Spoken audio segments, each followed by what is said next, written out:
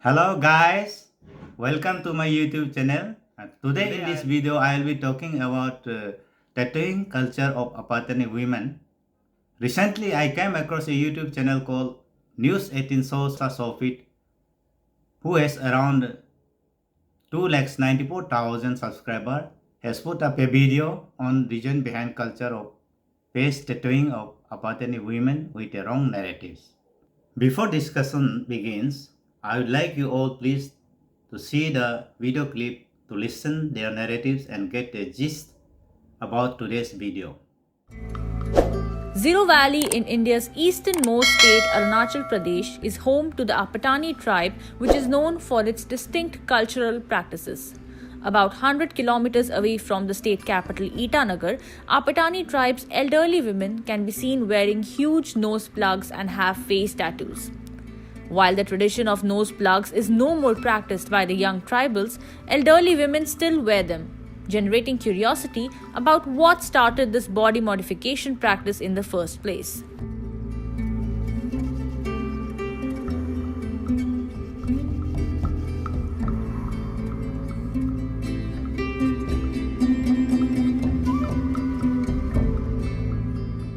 India's northeastern tribes passed on their history and tradition across generations through folk tales.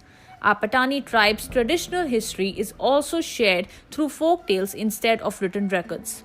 As per the folk tales, women of the Apatani tribe were very beautiful and thus were often abducted by men of the neighboring tribes. To prevent Apatani women from being forcefully converted and taken as wives by men of other tribes, elders started the tradition of nose plugs and face tattoos. The purpose of huge nose plugs and face tattoos were to make women ugly in a bid to deter men belonging to other tribes from targeting them. The nose plugs were made of wood and are called yaping willow. The tribe plugged the girls' nostrils at a very young age and tattooed their faces to keep them safe. This narrative that Apatani women are tattooed to disfigure and make them ugly to avoid abduction and forceful conversion as their wife by neighboring tribe is completely wrong and concocted one. I shall repeat it again that it is completely wrong and concocted one. This mistake was obvious as many of our own people are ignorant about our own oral tradition. Besides this, many mainland Indians are also ignorant about their northeastern brothers and sisters, not to say about our culture, tradition, belief, and way of living. They even don't think us as Indian and call us as Chinki, Nepali, Chinese, etc. Though we are very much Indian, maybe more Indian than them. They claim that this narrative in the video about tattooing of women by Apatani community is verified from the sources. I don't know who and what were the sources and its reliability. I want to tell you, Apatanis have no written scripture, but they are very rich in oral tradition. The concept and philosophy behind tattooing culture of Apatani is vividly described in the chapter of Ijanuri or Kamikamo, a rendition of oral tradition called Yorda. Mark this, that this tradition was not started in present age at Ziro Valley. Ages as per our oral tradition since beginning to till date is divided into 6 epochs. They are Kolyung, Kolo, Ui, Upyo, Mudo, and present as Solosupung. It says that tattooing culture was conceptualized and started in an era called Upyo, that is 2 epochs back from the present era. According to oral tradition, in the chapter Ijanuri or Kamikamo, an oral tradition narrative, it says that greater spirit created Aminido, the first celestial lady, to carry forward her creation, but she did not realize the objective of her birth, to use her womb to carry forward the creation. So, Almighty saw the womb of Aminido is being wasted, therefore, he manifested as Popisami, the eternal guide, and intervened. They asked Aminido to go for courting with male entity, but she declined, saying that she has grown old. No male entity will wish to court with her.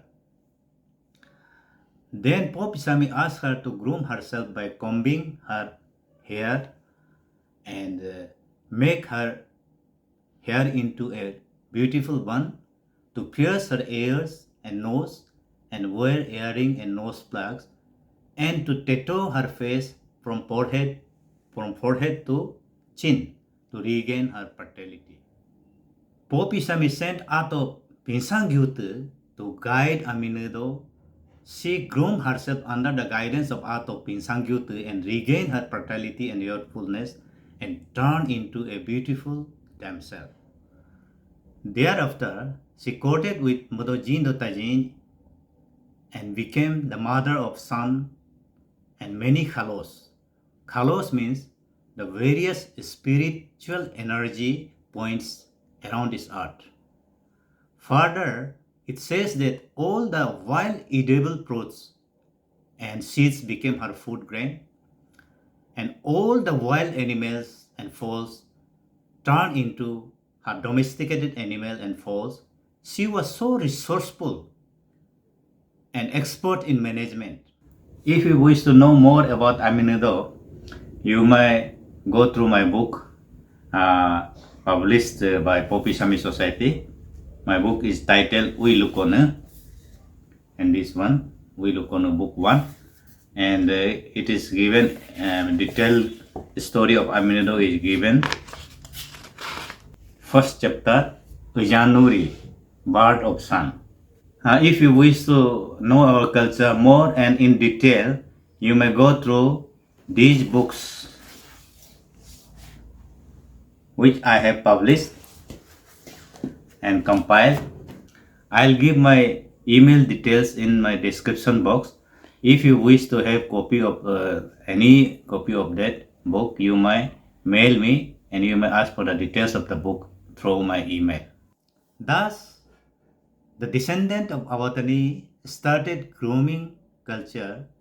They tattoo and pierce nose and ear of their daughter so that they may become fertile and resourceful like Aminudo, not to disfigure and make them ugly to restrain the kidnapping of other tribes. I repeat, so that they may become fertile and resourceful like Aminudo, not to disfigure and make them ugly to restrain the kidnapping of other tribes. Hence, the tradition of tattooing was never started at Ziro Valley. It was conceptualized and started practicing by our people 2 epochs back at the era of Upyo, when the descendants of Apatani were living together as one community. According to the migration history, only in the previous epoch called Mudo, the descendant of Apatani, a single community, migrated to different directions and formed into different tribes like Apatani, Adi, Galo, Nisi, Miri, Missing, etc.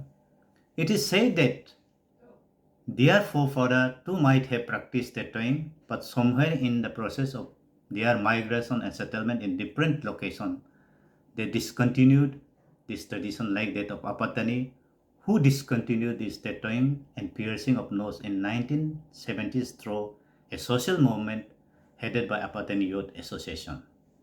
If you say how this wrong narrative has cropped up, you will find in Apatani culture that the element of fear was very finely used by the forefather and elders to restrain their children from straying away while they are out for agriculture and other errands.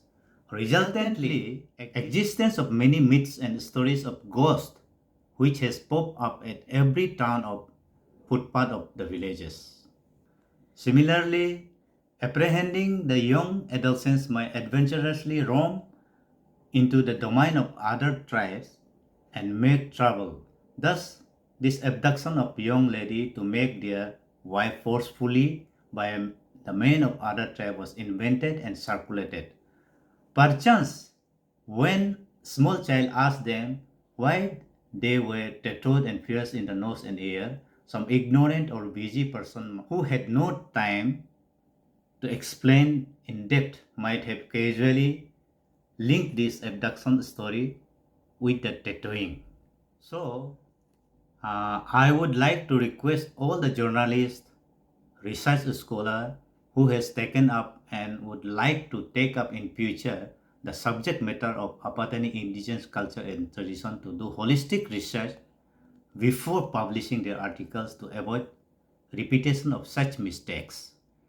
And also, I would like to request to our own people who plays the part of interpreter for them to confirm the facts known to them from multiple sources and not tell anything based on just mere assumption and hearsays. I would like to request our youngsters to circulate this video amongst peers, families, relatives to make them aware of the truth of our culture so that whenever any outsider asks them, they are able to tell the actual fact correctly. Further, I would like to request my subscriber viewers to share this video amongst your friends and groups extensively to make it reach to the masses so as to amend the effect of concocted narratives that is being circulating around.